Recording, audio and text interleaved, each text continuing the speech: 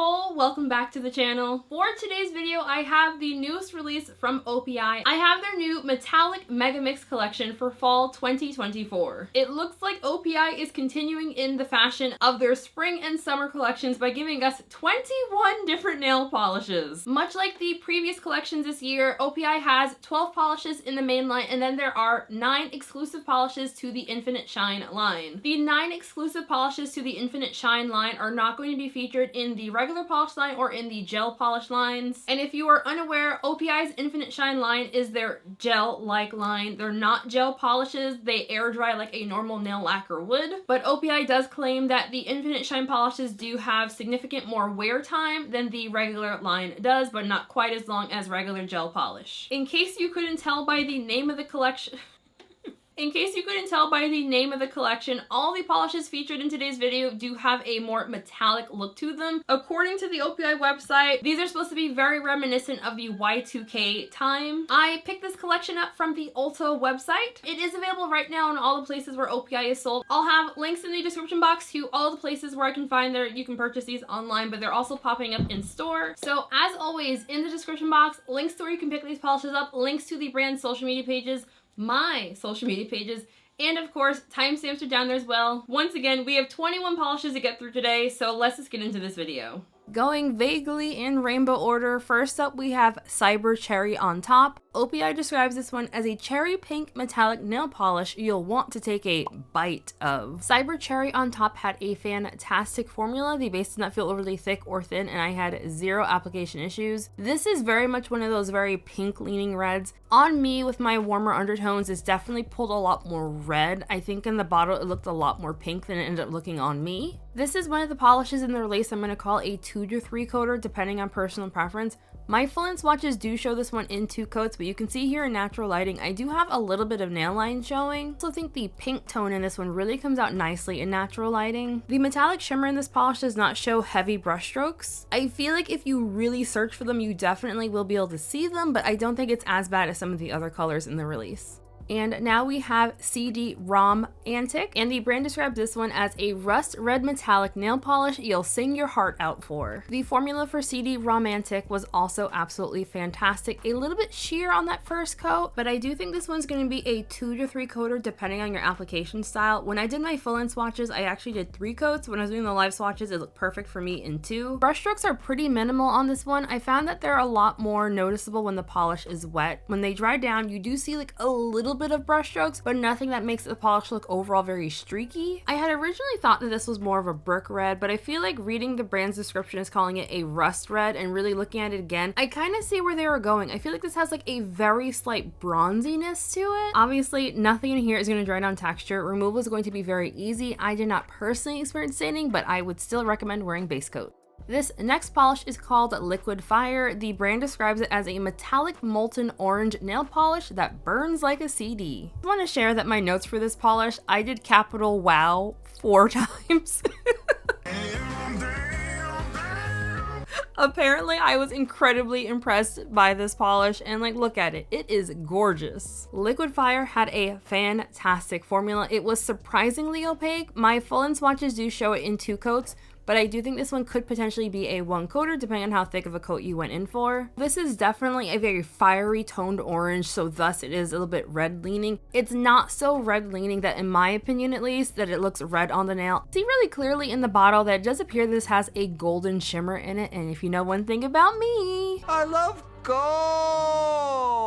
Gold shimmer is just top tier in my book. It's a super pigmented color. While I did not personally experience any staining with it, something in my gut's telling me that this is a potential stainer. Make sure to wear base coat, and this one's going to remove super easily. And now we have Metallic Rewind, which the brand describes as a metallic gold nail polish you'll want to play on repeat. Metallic Rewind also had a fantastic formula. It was very opaque on that first coat. It was basically a 1 coater on me. My full-end swatches as well as the live swatch here is going going to be showing this one in 2 coats, however. If for some reason you don't already have 1 or 20 metallic gold nail polishes, this is a fantastic one to have. It is very brush strokey when wet. You can see the brush strokes as the polish dries down, but they're not nearly as noticeable dry as they are when the polish is wet. As longtime viewers of the channel know, or if you've been paying attention, I absolutely love gold. It's just so damn pretty, and this one is really pretty. On top of being a metallic, I did notice when I brought this out into natural lighting that this also has like a very slight sparkle to it, as if there's glitter in here. As far as I can tell, there isn't any glitter in this polish. It certainly does not dry down textured in any way, but it just seems like it has like an added twinkle to it that's more than just a metallic gold. That is Metallic Rewind in 2 coats plus glossy top coat, and again, super easy removal. And now we have SaTURN Me On, and the brand describes this one as a metallic bronze nail polish bop straight from cyberspace. SaTURN Me On had a fantastic formula. I feel so incredibly awkward saying that.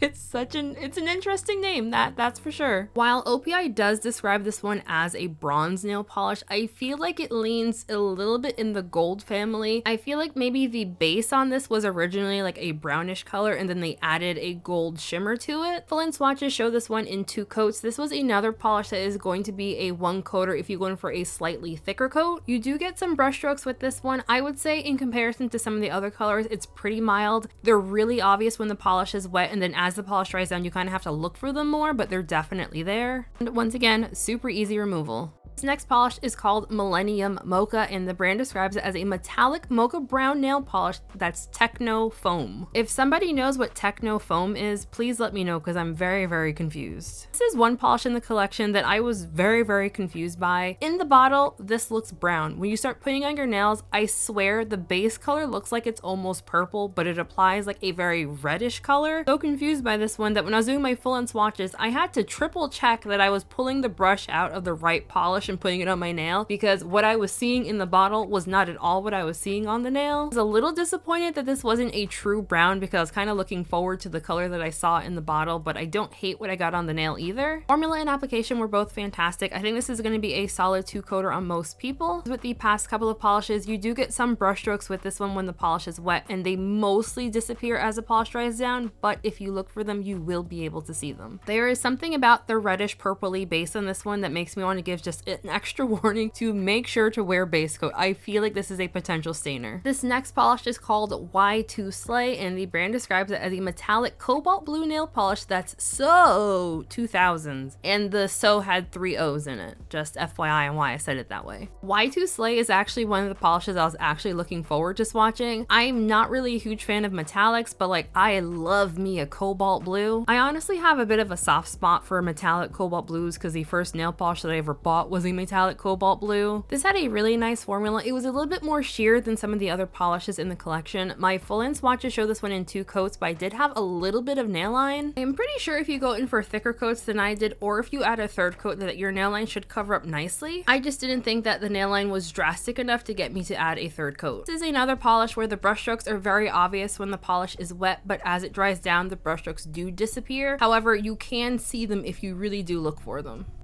This next polish is called Cyborn Again, and the brand describes it as a metallic lilac nail polish coated in liquid metal beads. Formula was pretty good. It was very much on the thicker side. It was so thick that it was borderline needing nail polish thinner. I ended up not adding any thinner to it, but I feel like next time I reach for this, I'm probably going to have to add some thinner to it. Again, this was a 1 coater on me. My full-length swatches do show it in 2 coats plus glossy top coat. I'd initially thought this was going to be a dupe for Holo Taco's Pink Steel. Looking at the 2 side by side, this has a little bit richer of a tone, I would say. Much like Pink Steel, this shows a lot of brush strokes, and any imperfections you have on your nail, if you don't use a smoothing base, you will definitely see it through the chromatic finish, which can be said for pretty much all the polishes in this release. Removal, once again, will be very easy. I did not personally experience any staining, but I always recommend wearing base coat anyway. And now we have You've Got Nail, and the brand describes this one as a metallic periwinkle nail polish that'll make your inbox colorful.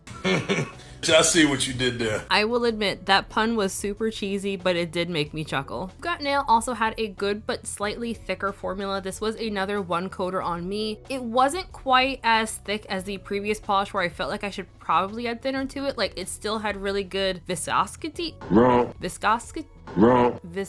Wrong. You know what I'm trying to say. It had good that. It was not too thick. I had thought this was going to be a dupe for Holo Taco's Iron Violet, but that polish has like a little bit more blue to it. My full hand swatches show You've Got Nail in 2 coats plus glossy top coat. This polish applies very nicely, however you do get quite a lot of brush strokes through the metallic shimmer. Just in case anyone wasn't aware, the brush strokes through the chrome finish in some of these polishes, they're not the same as streaks. Streaks are kind of not desirable, and brush strokes for some finishes is what you were going for. Now we have Cos-mo Drop, and the brand describes this one as a metallic violet nail polish that'll pop off the charts. I was a little surprised by how streakily this one applied. You can see that the base is not at all even. This one applied really unevenly for me. I actually needed 3 coats to reach full even opacity with it. I will only be doing 2 coats for the live swatch just because I didn't feel like you could really see the difference between 2 coats and 3 coats in the live swatch, but in person, like, I definitely needed 3 coats. It was just very patchy and uneven for some reason. This is another one that has a very chromy kind of finish. You do get a lot of brush strokes through the shimmer. They're not terrible. Like, I think there's definitely a couple of polishes in this release that have worse brush strokes, but I could still very easily see them in person. On me, I found this to be a fairly warm tone shade. I wouldn't go so far as to call it a berry. I'd still keep it in the purpley kind of family, but it just seemed a bit warm to me. Next up is Supernova Pearl, and OPI describes this as a metallic rose quartz nail polish that's out of this world. I had to look up what color rose quartz is because this shade was not what I was thinking rose quartz is.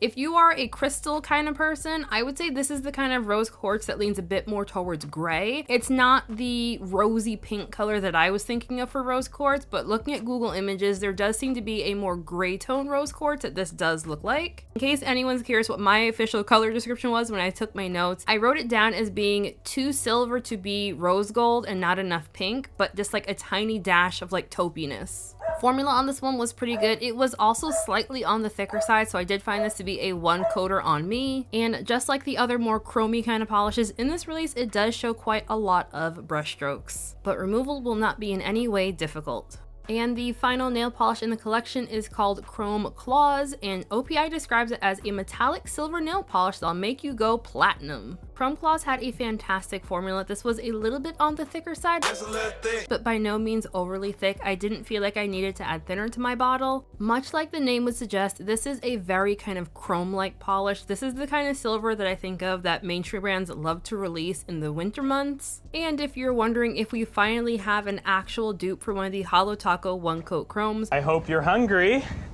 for nothing. While yes, this is a silver chrome, yes, it is a 1 coater, this still is not exactly the same as Holo Taco's World's First. This polish has a lot more brush strokes in it, and you also don't need to pair it with a quick drying base coat. I actually think this polish is a little bit more beginner friendly than World's First would be. I still would not call these exact dupes, but I definitely don't think you would need to have both. So that is Chrome Clawz in 2 coats plus glossy top coat, and again, super easy removal. I'll have more comparisons coming up later in the video, but I did also just want to show how Chrome Clawz compares to Holo Taco's World's First. They both dry down fairly flat and very chrome-like. However, the Holo Taco has a lot smoother of a chrome finish. You don't get as intense of brush strokes as Chrome Clawz does. First up from the Infinite Shine polishes, we have Sheen's All That. OPI describes this one as a blush pink, long-lasting nail polish in metallic that's pop starring you. Sheen's All That had a fantastic formula. This was another 1 coater, but surprisingly, the base did not feel super thick at all. It applied so nicely. Whatever pigment they use to make these seem more metallic-y, you don't get too bad of brush strokes. They're definitely there if you look for them, but they're not super obvious. Honestly, a lot of these Infinite Shine polishes made me think of when you have a linear holographic that's not in direct sunlight, you're not getting any rainbows. That's kind of what these reminded me of a little bit, to the point where for all of these, I was double checking to make sure that they didn't have holographic in them because they really look like they should have holographic in them. As someone who does not really care for metallic polishes, I kind of like this one. Like, it was borderline rose gold, and I love me a rose gold.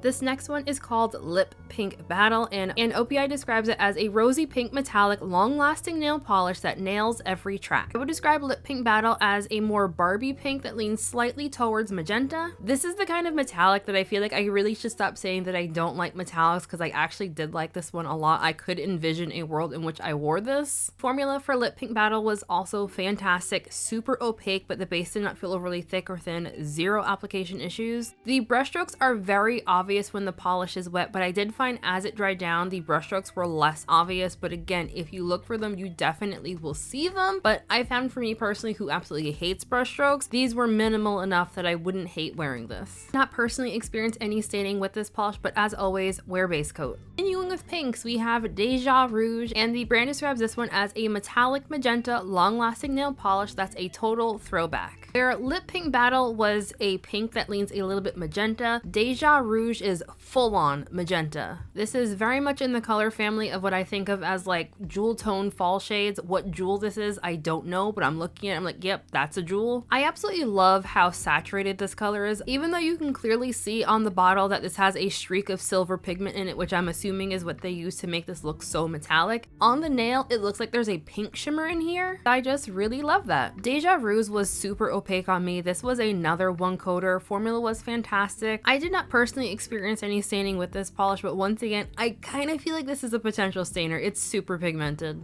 This next polish is called Stellar Tips. OPI describes it as a copper metallic long-lasting nail polish that'll make them starstruck. I feel like this has a little bit too much red in it for me to be able to say, yes, it's definitely a copper. In my personal opinion, I think this is more of like a rusty red, be even in the reddish clay kind of family, but still not copper. The formula on this one was also fantastic, not too thick or too thin. It was basically a one coater on me. My full hand swatches, of course, do show it in 2 coats, however. I thought for sure that this was going to be a holographic nail polish. It just looks like it's supposed to be holographic, but sadly, it is not. It's just a metallic. The brushstrokes on this one are super obvious when the polish is wet, but they do mostly all disappear as the polish dries down.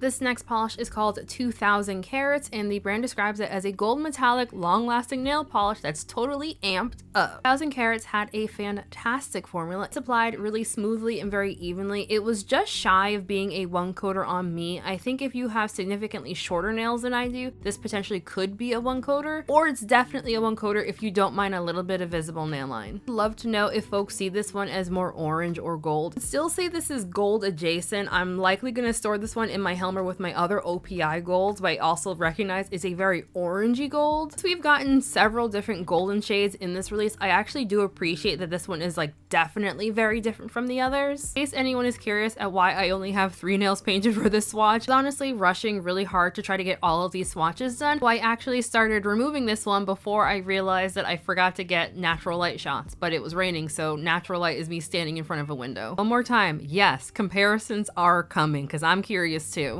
Next up is Cos-mo Money. More money, more money, more money. And the brand describes this one as a rich green metallic, long-lasting nail polish that makes it rain. After reading that description, I'm honestly surprised that the S in Cos-mo isn't a $sign. In case you are unaware, every single collection OPI has released this year, with the exception of the Hello Kitty collection, each one had a nail polish in it that had a $sign in the name, and I feel like this was a perfect time to put the $sign in, and they didn't do it. Cos-mo Money also had a fantastic formula. This was another one that was a one coater on me. Similar to the other polishes in the collection, you do see a lot of brushstrokes when the polish is wet, but as it dries down, the brushstrokes do largely disappear, but if you look for them, you will definitely still see them. I would put this one in the forest green kind of family. It's not so dark that it will appear black in low lighting, but it's definitely a darker green. This next polish is called MillenniYUM, and the brand describes it as a turquoise metallic long-lasting nail polish that's an bop. I am currently very concerned that I'm gonna have that Hanson song stuck in my head for the rest of the day, because ever since I read that, I go bop. If it has to be stuck in my head, it has to be stuck in your head too. That's the rule around here. MillenniYUM had a fantastic formula based to not feel overly thick or thin, 0 application issues. This applied really evenly. It was just shy of being a true one coater on me. I did have a little bit of visible nail line, so I did add a second coat, but just like the other colors, if you don't mind nail line or your nails are fairly short, it will definitely be a one coater. This is one of the shades in this release that doesn't feel super fall to me. Like maybe this is like a summer to fall transitional shade, but I just feel like this color is a little bit too bright for fall. This is another one of the shades that really tripped me up on the fact that it wasn't a holographic. This next shade is called Funmetal, and the brand describes it as a gunmetal metallic long-lasting nail polish that's cyberpunk. Funmetal also had a fantastic formula. This one was a solid 1 coater on me. I was kind of surprised at how much I ended up liking Funmetal. I was kind of thinking that this would be a really fun base to use for Halloween nail art and then make it matte. And once I said, oh, but I want it matte, I realized that's because it was reminding me of China Glaze's Stone Cold, which actually is a matte polish. I haven't pulled out Stone Cold yet to see how similar the two polishes are, but I'm betting that the OPI shade has a more smoother kind of metallic finish and Stone Cold has more of like speckled, almost like a rock. So that is Funmetal in 2 coats plus glossy top coat. Super easy removal and I had no issues with staining, and the brush strokes in this one are also very minimal. The final polish in the entire release is called Surrealicious. OPI describes it as a frosty brown metallic, long-lasting nail polish that will frost your tips. Surrealicious had a fantastic formula. This one was just shy of being a 1 coater on me. Again, I had a little bit of visible nail line. I once again strongly disagree with the official description. I do not consider the shade a brown at all. I think it's kind of in the eggplant family. Maybe they started with a purple base to make this one brown, but overall it does not look brown at all. Like, it's definitely like in the purple family. Once again, we have a lot of brush strokes when the polish is wet, but as it dries down, the brush strokes kind of disappear. You can definitely see them if you look for them, but I think they're fairly minimal. After thinking about the last polish matte, I'm now left thinking to myself that I wish that I had thought about mattifying these sooner. I feel like these would actually look kind of cool with a matte top coat now that I think of it. That is Surrealicious in 2 coats plus glossy top coat. OPI has released a ton of gold nail polish as of late, so these are all the most recent ones that I have swatched. None of these I would say are exact dupes for each other, and they all look very different, at least to me.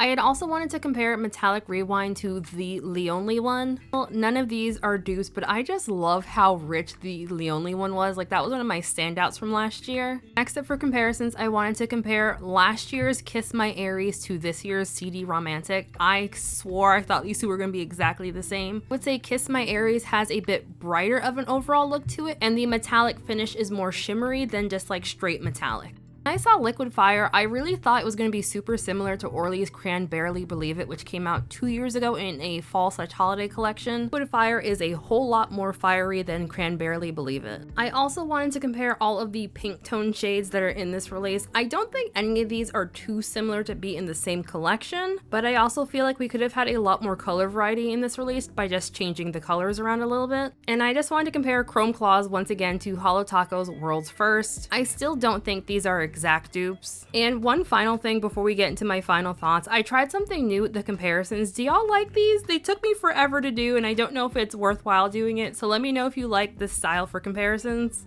Alrighty, so final thoughts time. My initial thoughts when I saw that this collection was going to be all metallic finishes, I was not super excited, honestly. Like, metallics and pearlescents are just not my personal vibe at all. Like, it's just not what I personally gravitate to. I had a very strong feeling before I even got the polishes in hand that the blues, the browns, and the golds were likely going to be the colors that I personally liked the most, which ended up being true. But I think formulation-wise, all these were formulated fantastically. So if you do happen to really like metallic finishes and you don't already own 1,000 of them, I do think this is a fantastic release to pick up. I think the overall color story does scream fall very nicely, honestly. And I do think I liked last year's fall collection a little bit more than this one. I do kind of wish we had like some other kind of components thrown into these, but like I always feel that way whenever there's a really big release and it's just one type of finish. I don't think I'll be picking a top pick from this release, honestly. Even though I did think this was a great release, I fully recognize it's just not a release for me personally. I would love to know what everyone else thought of this release. Are you planning on picking up? Do you love metallics? Let me know. I'm always very curious to hear from you all. Related but unrelated, last year for fall, I did kind of like a rating scale on what my favorite fall collections were for the year, and I kind of feel like I'm not going to be able to do that this year. In case you missed it, China Glaze is not doing a fall collection this year. Disappointed! So I think for ranking, all I'll have reviews for is Essie, which I've already posted, OPI, and then Zoya. I'm feeling a little like meh, because like I always enjoy fall collections and I'm kind of just like, I want more.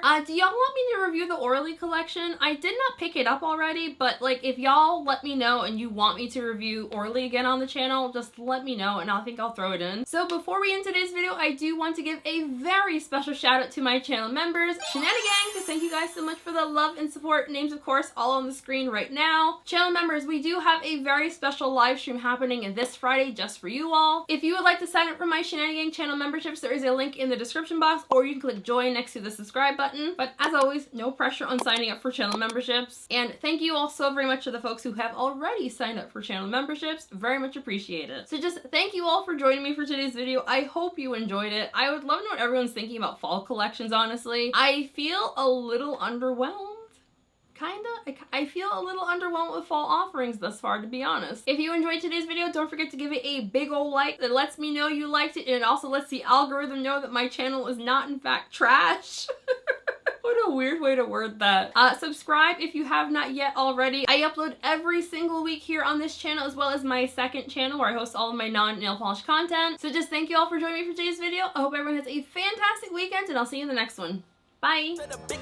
When I get high, I ain't looking at the clock, still ballin' like Brian. Yeah, I'm headed to the Bucks, then I'm ballin' like yeah.